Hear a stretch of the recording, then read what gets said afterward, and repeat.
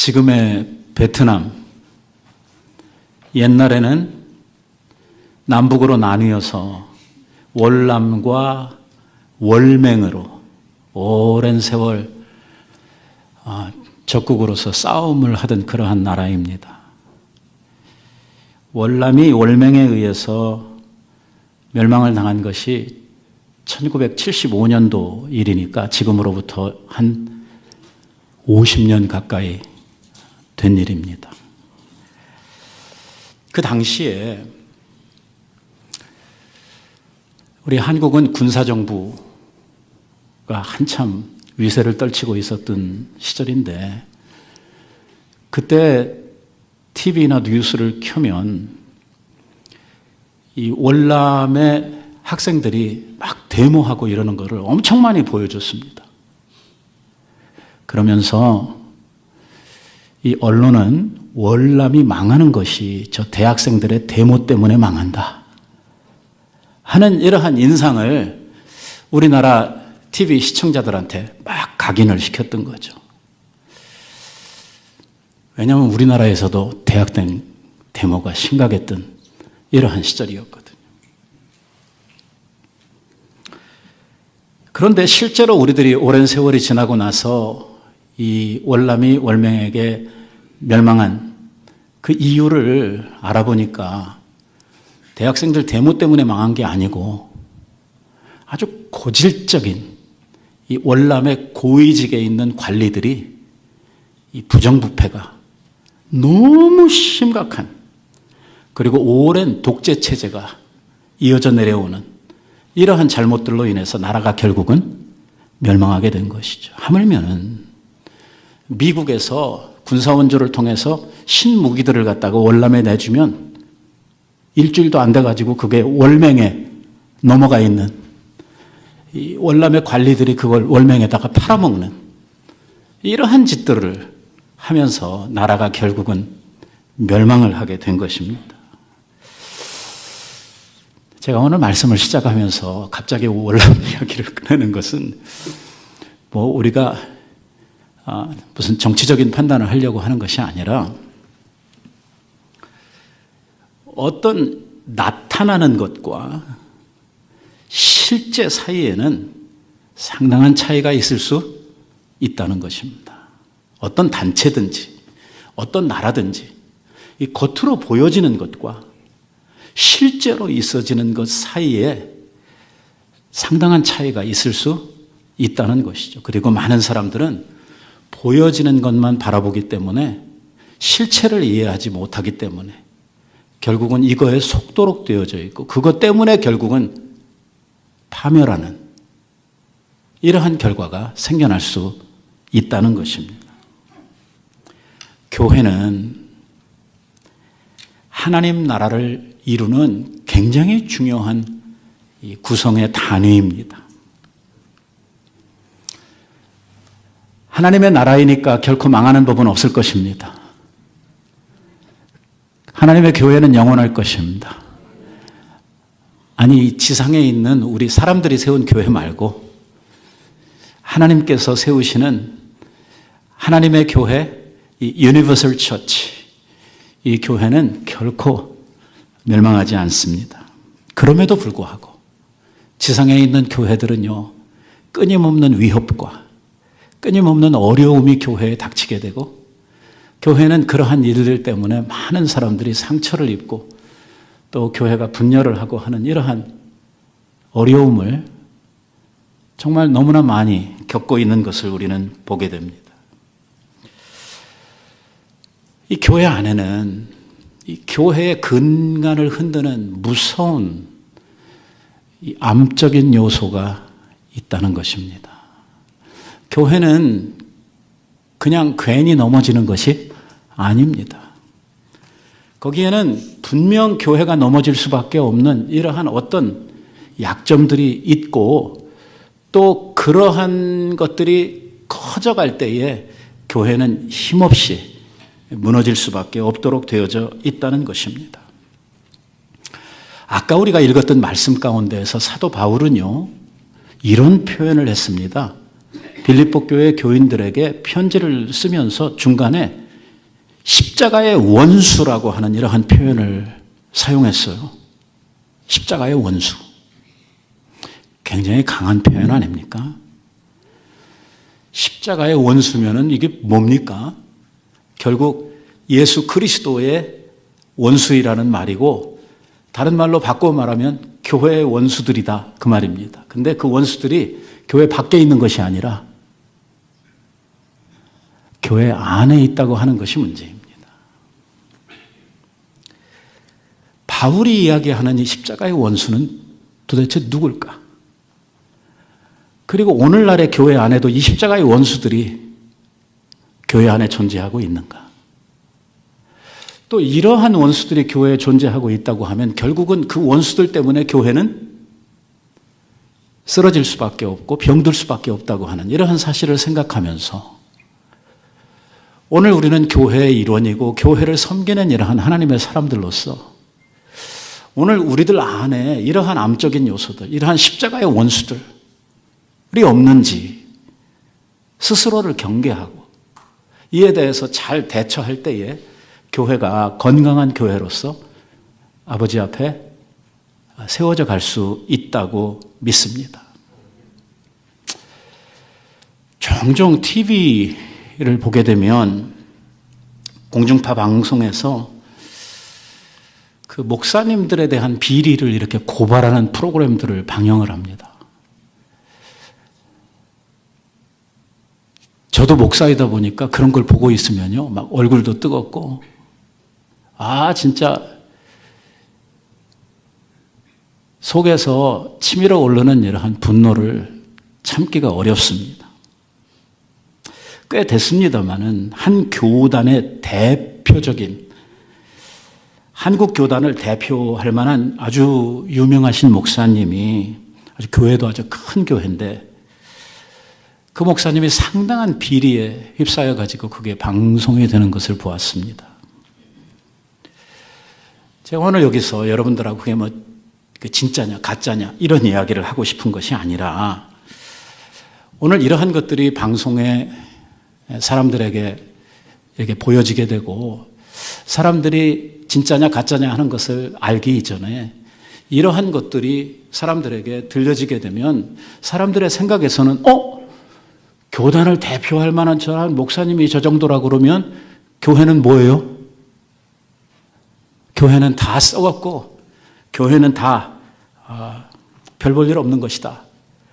교회는 절대로 가면 안 되겠다. 이러한 생각들을 사람들이 하게 된다고 하는 것이죠. 사실 그게 사실이냐 아니냐 하는 것을 규명하고 그것에 대한 나중에 나오는 입장은 별 문제가 안 돼요.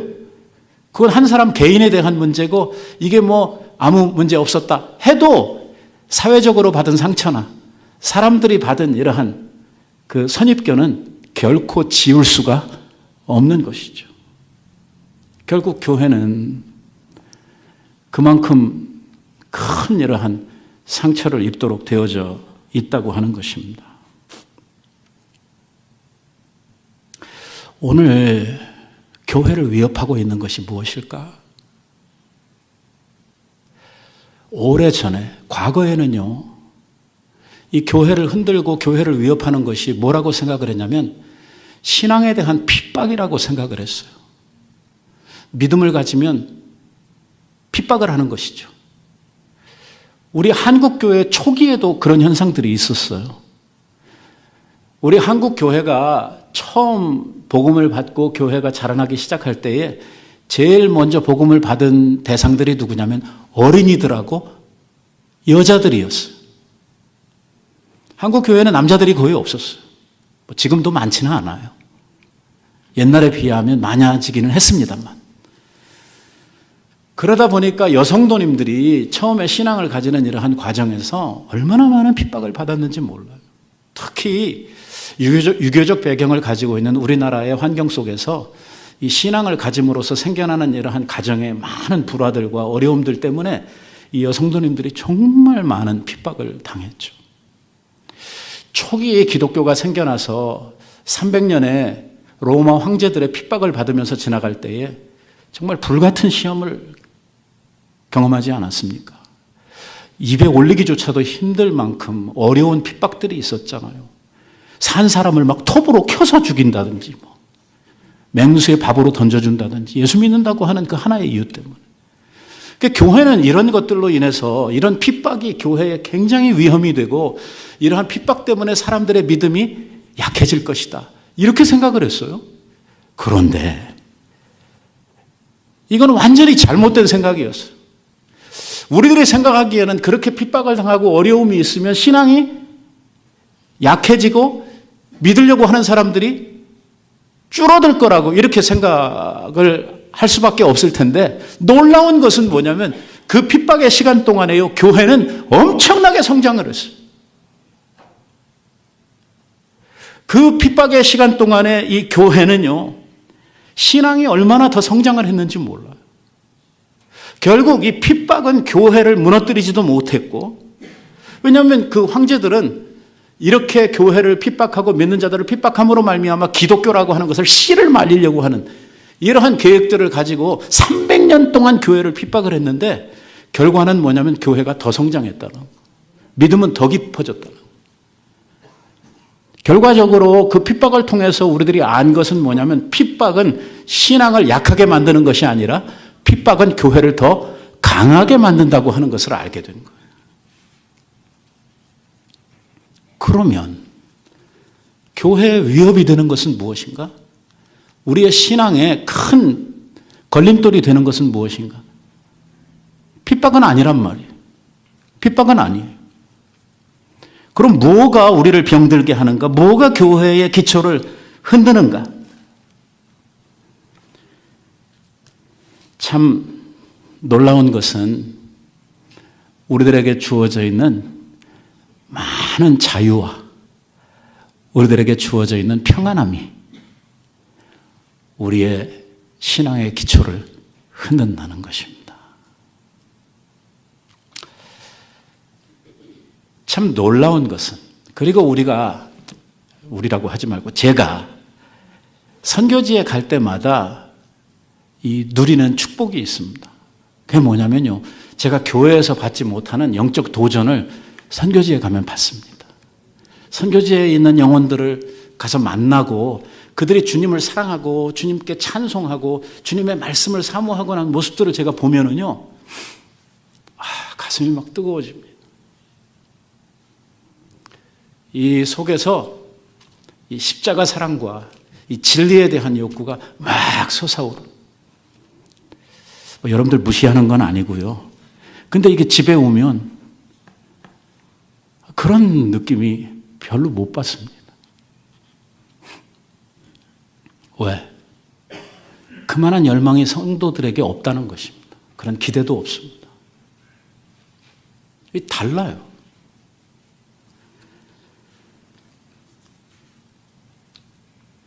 오늘 우리가 읽었던 말씀에서 사도 바울이 이러한 이야기를 합니다. 그러므로 누구든지 우리 온전히 이룬 자들은 이렇게 생각할지니, 이렇게 이야기를 하고 있어요. 여기 온전히 이룬 자들, 무슨 뜻입니까? 우리가 지난주일 이 말씀을 받을 때 사도 바울이 무슨 이야기를 했습니까? 나는 내가 온전히 이루었다 함도 아니요, 그 말 했잖아요.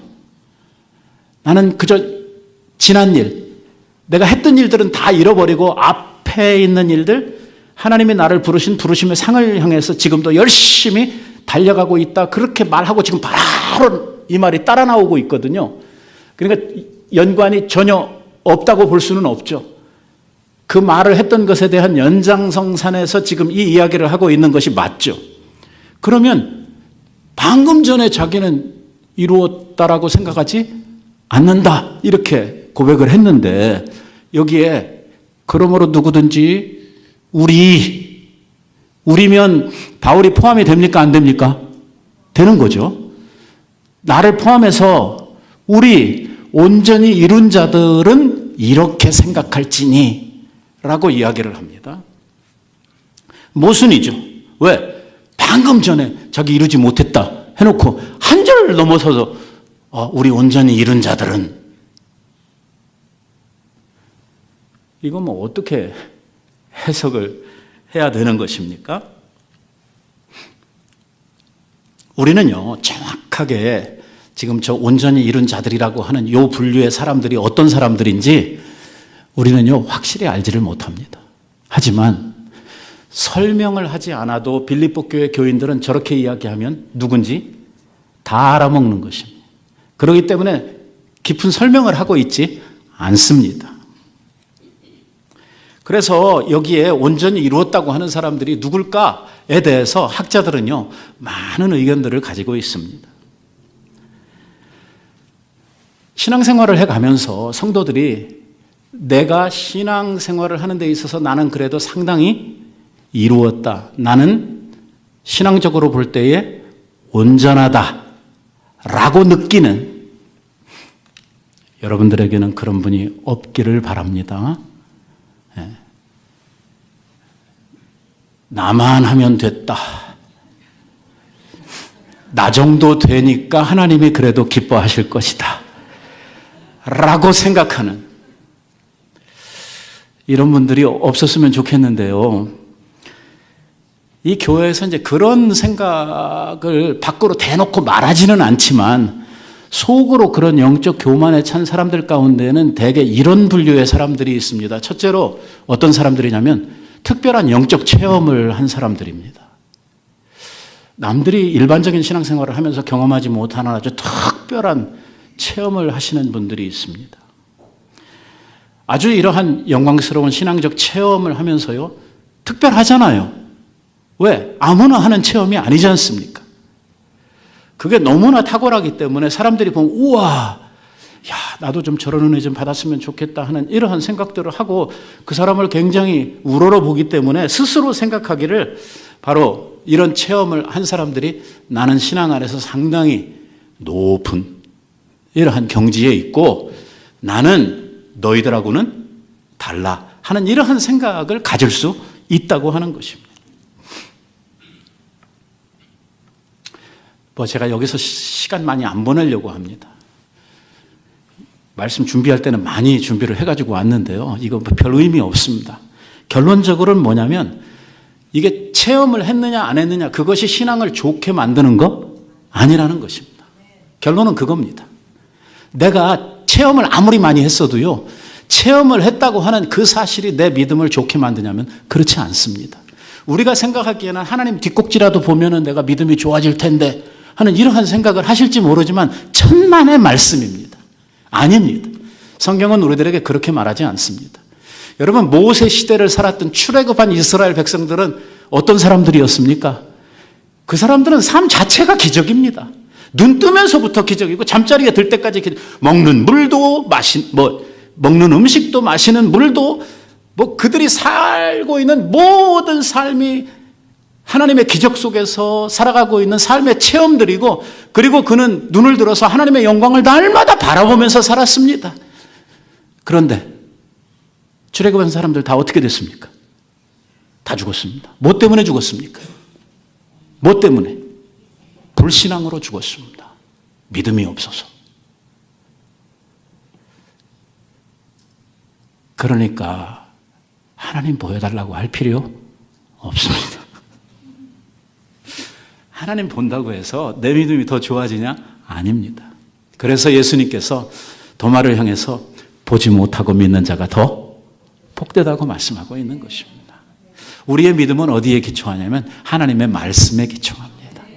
하나님의 진리의 말씀을 믿는 그 믿음이 귀하고 우리가 보지 못했지만 말씀을 통해서 우리들에게 나타난 바로 예수 그리스도를 우리들이 믿을 때에 우리의 믿음은 정말 흔들림 없는 단단한 이 반석 위에 우리의 믿음이 세워지게 되는 것입니다. 내가 굉장히 신앙이 좋다라고 자기 스스로를 판단하는 사람 중에는 또 어떤 분류가 있냐면 도덕적으로 흠이 없는 삶을 살아가는 사람들입니다. 저도요, 이렇게 목회 생활을 하다 보면요, 진짜 법 없이 살만한 사람들을 만나게 됩니다. 이 교인들을 보면 천차만별입니다. 어떤 사람은 입만 열면 거짓말하는 사람이 있어요. 교인인데 금방 탄로날 거짓말을 눈 하나 깜짝 안 하고 앞에서 해요. 돌아서면 거짓말이야. 이런 교인이 있는가 하면 어떤 분은요, 진짜 이분은 너무너무 완벽해요. 진짜 법 없어도 살만해요. 누구한테 진짜 싫은 소리, 나쁜 소리 단 한마디도 평생 안 들었겠다 싶을 정도로 완벽한 삶을 사시는 분들이 있어요. 이런 분류에 계신 분들이 자기가 상당히 깨끗하고 도덕적인 삶을 살고 있기 때문에 나는 믿음이라고 하는 게 그렇게 필요하지 않다라고 느끼고 살아가는 사람들이 많습니다. 그래서요, 상당히 도덕적인 분들이 믿음이 안 들어갑니다. 진짜 믿음 안 들어가요. 왜? 스스로를 의롭다 생각하기 때문입니다. 참 아이러니한 일이죠. 우리에게는 내가 죄인이다 하는 이러한 의식이 있어야 누가 필요하냐면 구세주가 되시는 예수님이 필요해지는데 나는 의인이다 이렇게 생각을 하니까 예수님이 필요 없는 거예요.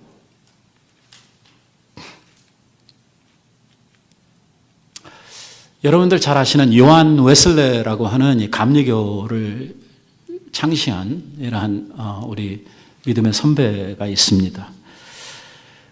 이 대학생 때부터 믿음이 탁월했고 아주 도덕적인 삶을 살던 사람입니다.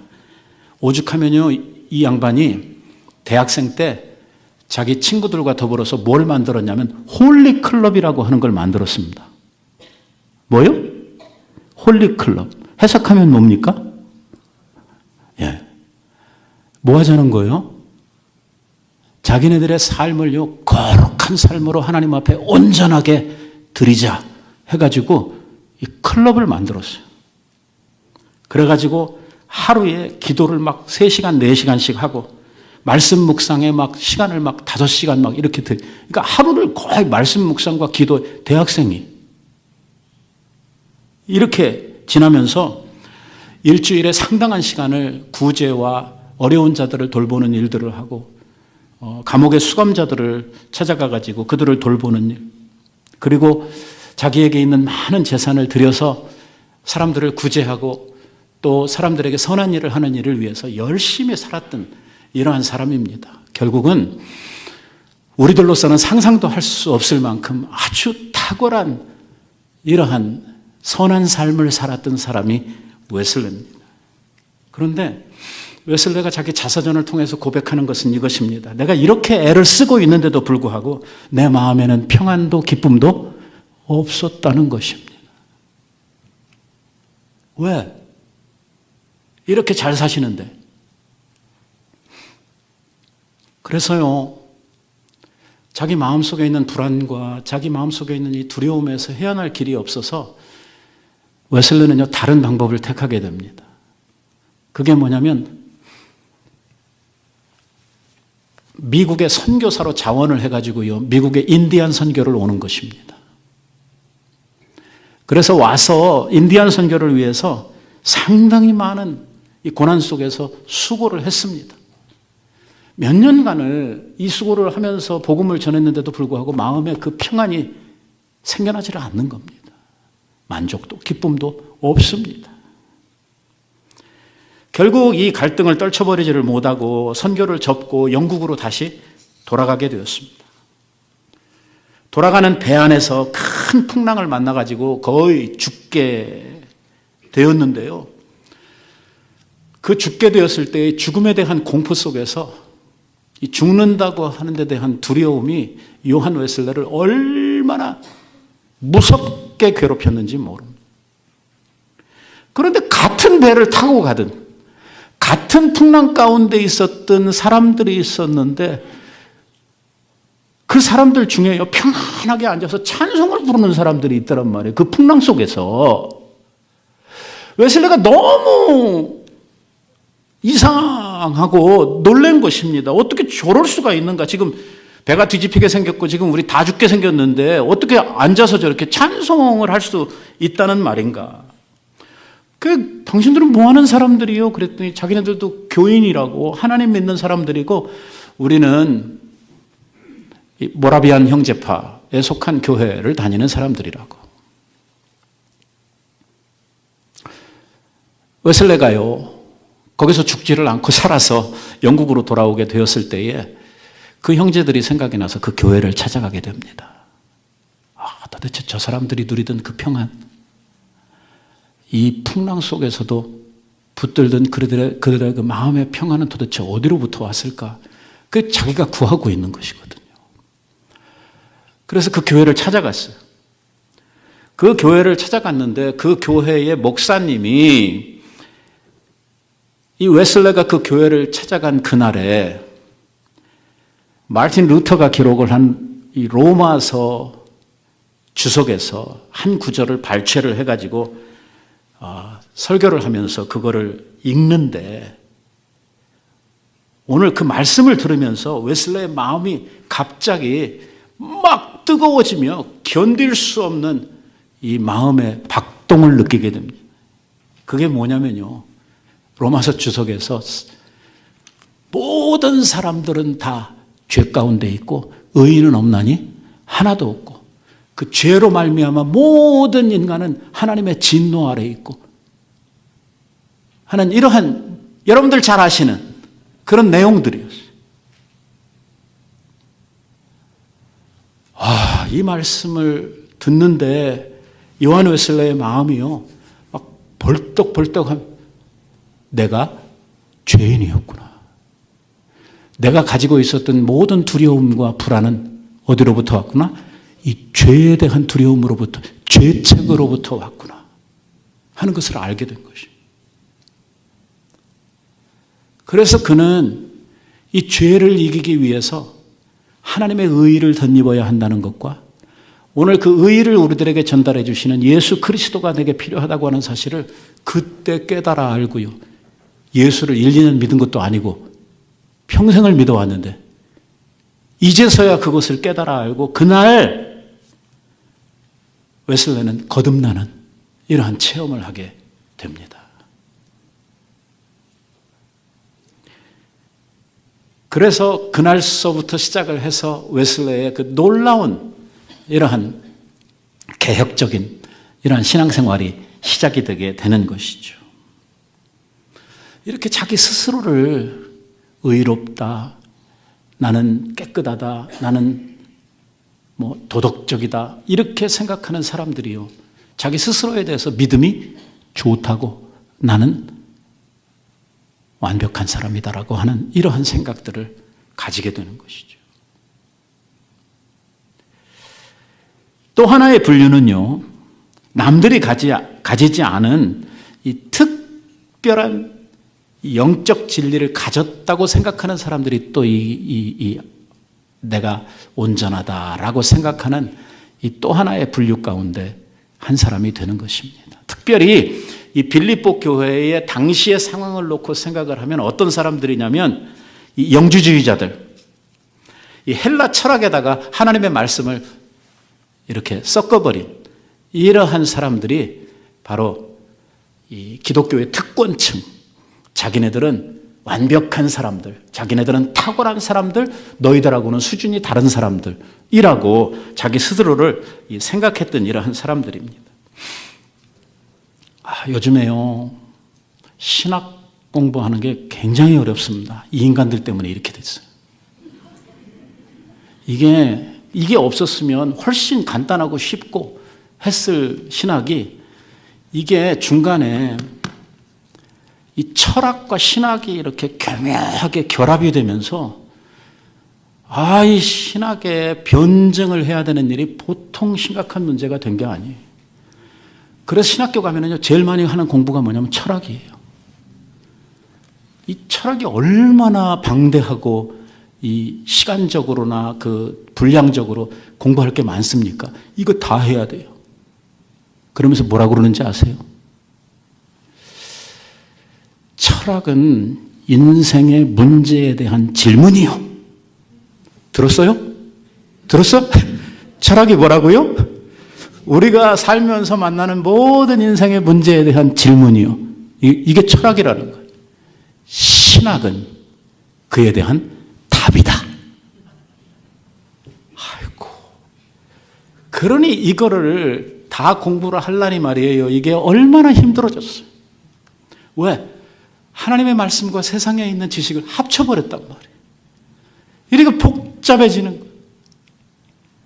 옛날부터 이런 게 있었어요. 예수님 시대부터. 이 영주주의라고 하는 것이 있어가지고 오늘 우리의 신앙을 위협하고 자꾸만 세속적인 지식으로 이 교회와 신앙을 이끌고 가는 이러한 분류들이 있었다고 하는 것입니다. 여러분, 성경 말씀은 우리들에게 수준 높은 지식을 원하지 않습니다. 하나님의 말씀과 구원은요, 진짜 국민학교도, 초등학교도 안 간 사람들, 낯을 놓고 기억자도 모르는 이러한 사람들도 들으면 다 이해할 수 있고 믿을 수 있고 구원에 이를 수 있는 이러한 것이 하나님의 말씀이고 이것이 구원 아닙니까?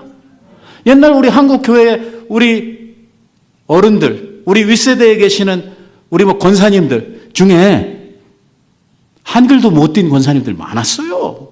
그분들이 성경 읽으면서 한글 깨쳤다고 하는 이러한 권사님들 옛날에 많았거든요. 그래도 그분들 다 예수 믿고 구원받고 참 주님 앞에 믿음으로 잘 살다 가셨거든요. 이 지식이라고 하는 것을 가져야만 우리가 이 신앙이 온전해지고 우리가 좋은 신앙을 가질 수 있다? 아닙니다. 아니에요.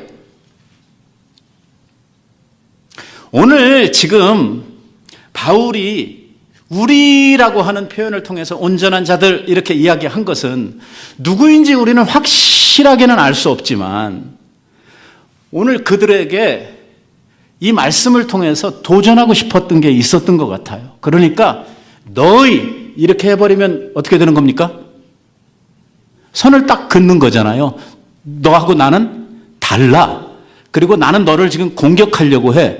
이런 입장이 돼버리니까 방금 전에 자기는 온전히 이루지 않았다. 이렇게 신앙적으로 고백을 해놓고 니들 지금 온전히 이루었다고 생각하는 너희들 이라고 하는 사람들을 향해 이 말을 하면서 우리라고 하는 표현을 해가지고 그들을 설득하려고 하는, 이해하셨습니까? 그런 입장에서 오늘 이 글을 사용을 하고 있다는 것입니다. 그러나 여기에서 중요한 것은 무엇이냐면 바로 저들이 십자가의 원수들이라는 것입니다. 자기들 스스로는 지금 뭐라고 생각하고 있죠? 우리는 온전한 자들이다. 우리는 믿음 안에서 탁월한, 오늘 우리는 누구보다도 하나님 잘 믿는 사람들이다 라고 생각하고 믿고 있는 그들이 누구냐? 십자가의 왼수들입니다. 자 빌립보 교회는 아무 상관없어요. 벌써 2000년 전에 다 망하고 없는 교회예요. 중요한 건 지금이에요. 오늘날도 교회에서 자기가 믿음이 있는 채 하며 십자가의 왼수 노릇을 하고 있는 사람들이 교회 안에 존재하고 있다는 거예요. 오늘 우리는 우리들 자신들을 잘 살펴봐야 돼요. 사도 바울이 지금 십자가의 원수라고 표현하고 있는 이 분류들이 누구인지, 오늘 내가 지금 신앙생활을 하고 있는 내 교회 생활 가운데 이런 모습은 없는지 하는 것을 잘 살펴봐야 되는 것입니다. 왜? 여러분들도 내가 십자가의 원수가 되는 건 원하시지 않잖아요. 우리는 증인으로서 살아야지 왼수로서 살아서 되겠어요? 이게 우리가 알아야 될 것은 뭐냐면 사도 바울이 지금 이 우리와 같은 온전한 이렇게 이야기하는 사람들 가운데, 그러니까 스스로를 나는 믿음이 있다, 나는 온전하다, 나는 너희들하고 차원이 다른 이러한 탁월한 신앙을 가진 사람들이다 라고 지금 스스로를 위안하고 있는 이러한 사람들을 향해서 뭔 소리가 하고 싶냐면 나를 본받으라는 것입니다. 뭘 본받냐? 내가 그동안 많은 이력을 쌓았잖아요. 바울이 이야기했던 것이 무엇입니까? 바울이 자랑할 만한 것이 있는 사람이 있으면 나한테 나와봐. 나도 너희들이 자랑할 걸로 따진다 그러면 자랑할 거 많아. 아니, 너희들보다 훨씬 더 많아. 그러면서 막 쭉 이렇게 막 이야기를 했잖아요. 그러면서 그 이야기의 결론은 뭐냐면 내가 그리스도를 위하여, 내가 그리스도께 발견되기 위해서 나는 이 모든 것을 배설물처럼 똥처럼 다 버렸다라고 이야기를 했잖아요. 그러면서 내가 지금까지 정말 주를 위해서, 복음을 위해서 이렇게 수고하고 애를 썼지만 이것도 내가 다 이루었다고 하는 거 아니야. 나는 지금도 하나님께서 나를 부르시고 나에게 맡긴 이 사명을 위해서 열심히 달려가고 있는 것뿐이야. 결국은 이 이야기를 종합해보면 과거에 내가 살던 나의 삶은 다 내어버리고 그리스도를 붙들고 나의 남은 생애는 사명을 위해서 살겠다라고 지금 이야기를 한 것이거든요. 그래서 16절에 뭐라고 이야기를 하냐면 우리가 어디에 이르렀든지 간에 그대로 행할지니라. 내가 여러 번 너희에게 말하였거니와 지금도 눈물을 흘리며 말하노니 많은 사람들이, 여러 사람들이 그리스도의 십자가의 원수로 행하느니라. 보니까요, 이게 한두 사람이 아니에요. 경계가 되는 말씀이죠. 우리는 교회에 나오고 있으면 우리 모두가 다 신자고 모두 다 하나님 사랑하는 사람이고 다 같은 편인 것 같은데 바울의 이 말을 우리가 분석을 해보면 십자가의 원수가 이 많은 사람들 중에 한두 명 있는 게 아니고 갑자기 무서워지. 여러 사람이 상당히 많다는 거.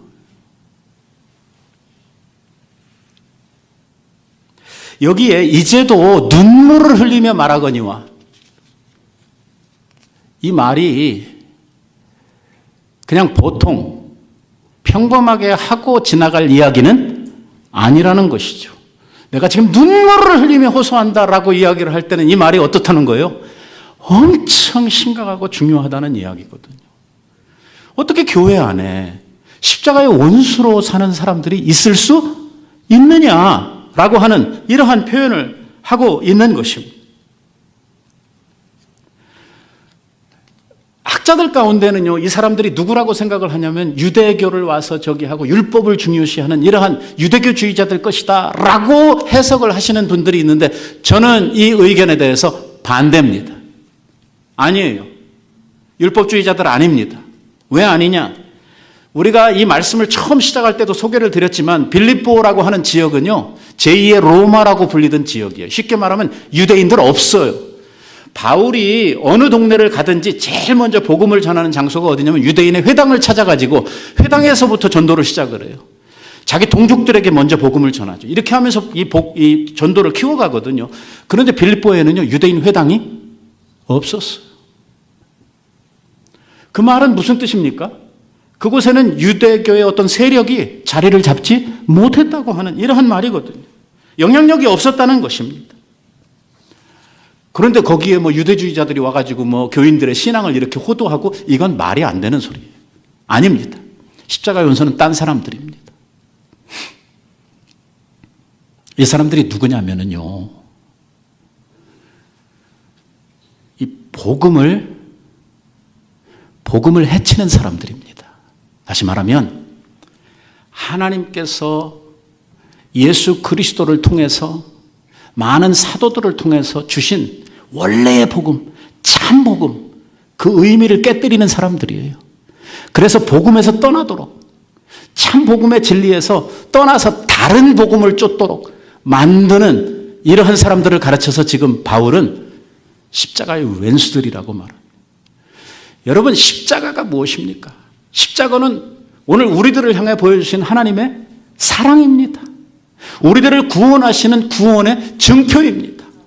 하나님께서 죄인들을 구원하시기 위해서 오늘 우리를 위해서 죽으신 의의 상징이 뭐냐면 십자가입니다.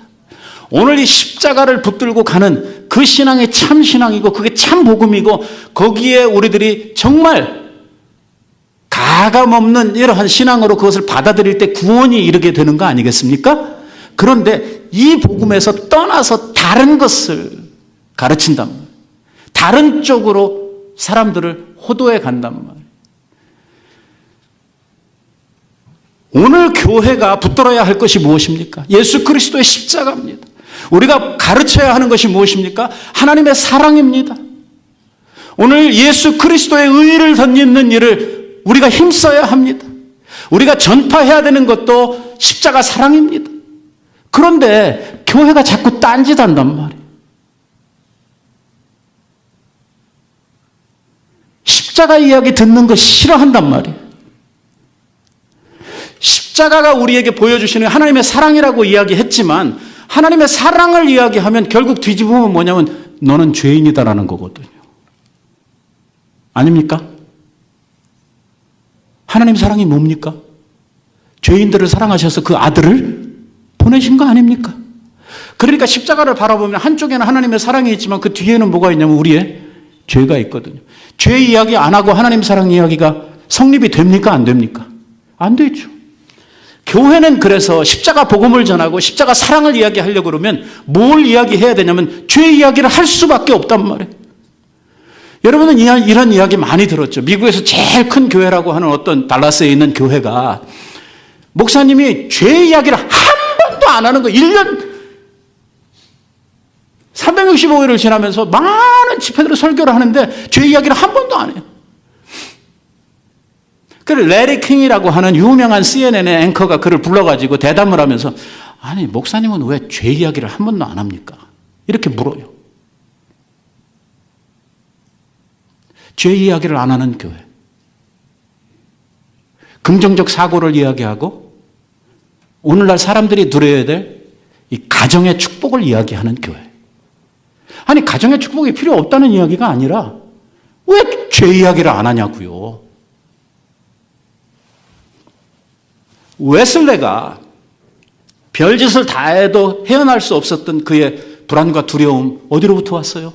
죄책으로부터 왔어요. 죄 문제가 해결이 안 되니까 뭘 갖다가 자기가 해봐도 해결이 안 나는 거예요.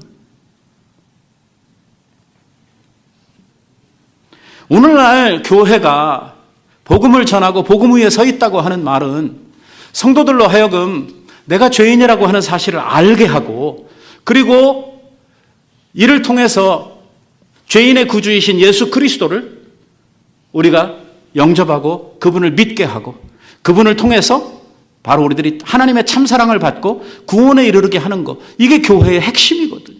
근데 이거 안 한단 말이에요. 이거 안 해. 더 이상 교회들이.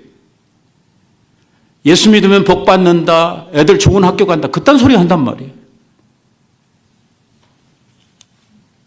속이는 거 아니에요. 사기꾼들이잖아요.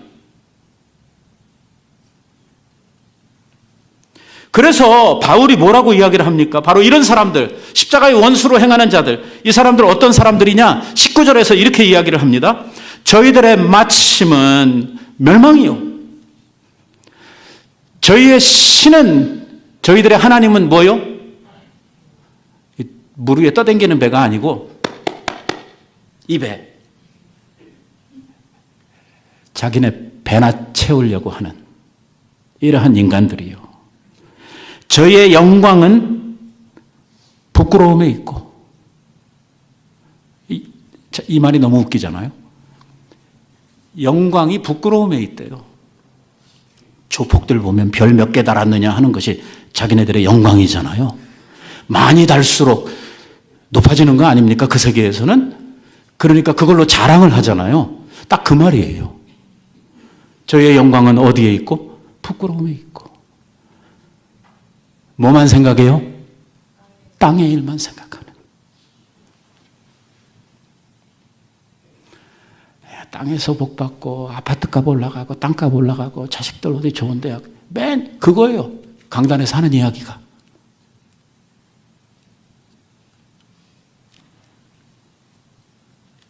십자가의 원수들이래요.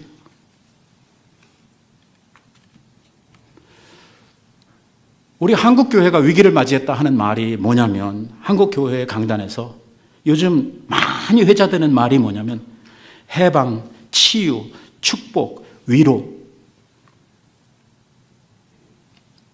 뭐가 사라졌어요? 죄, 회개, 심판 다 사라졌어요. 뭐라 그래요? 교인들이 일주일 동안 세상에 나가서 일하고 피곤하게 교회 오면 교회에서 이렇게 또 야단이나 치고 이래가지고 교인들 스트레스나 주고 교회 되겠어요? 이러는 거예요. 그러면 예수님이 이 세상에 오셔서 아니 예수님보다 조금 먼저 왔던 세례 요한이 사람들이 자기를 향해 찾아올 때에 했던 말이 뭐예요? 회개해라 천국이 가까웠느니라. 천국 이야기를 하려고 그러면 반드시 무슨 이야기를 해야 돼요? 회개, 죄 이야기를 해야 돼요. 예수님도 오셔서 제일 먼저 하셨던 복음의 일성이 뭐냐면 회개하라, 천국이 가까웠느니라. 어떤 교회가 좋은 교회입니까?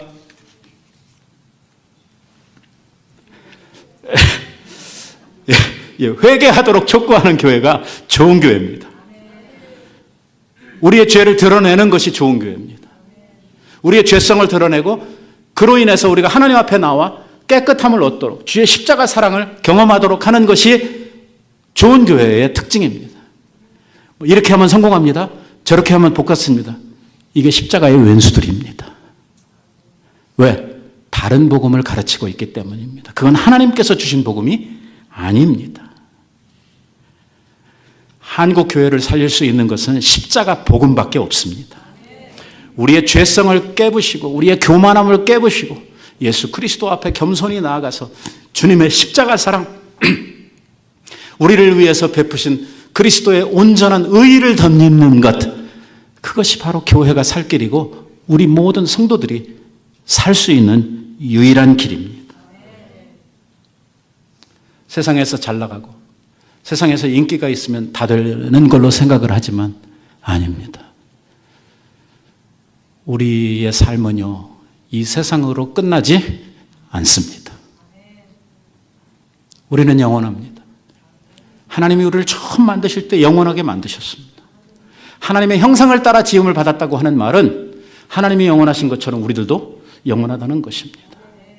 우리는 이 세상에서 죽음이라고 하는 관문을 거쳐서 영원한 삶의 세계로 나아갑니다. 그렇기 때문에 우리는 이 세상의 전부가 다 아니기 때문에 우리는 영원한 삶을 준비하는 지혜를 가져야 하는 것입니다. 여러분, 우리 교회는요, 제발 원수들은 사라지고 십자가의 친구들이 많아지기를 바랍니다.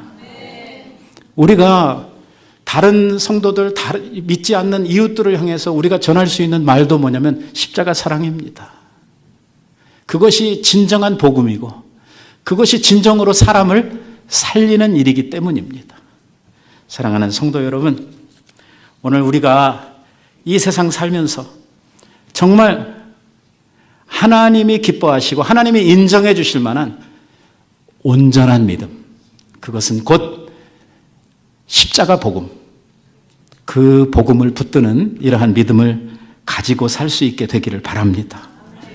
이 세상에서 편안하게 사는 삶보다는 세상에서는 좀 불편하게 사는 것이 우리가 맞는 거고, 그리고 세상에서는요, 영적인 긴장감을 가지고 사는 것이 성도들이 살아야 할 마땅한 삶이라고 믿습니다. 우리가 경계심을 가지고 이 세상에서 죄와 싸우며 세상과 더불어 싸우며 승리하는 그리스도인으로서 살아가는 우리 모두가 되기를 우리 예수님의 이름으로 축원드립니다. 기도하십시다.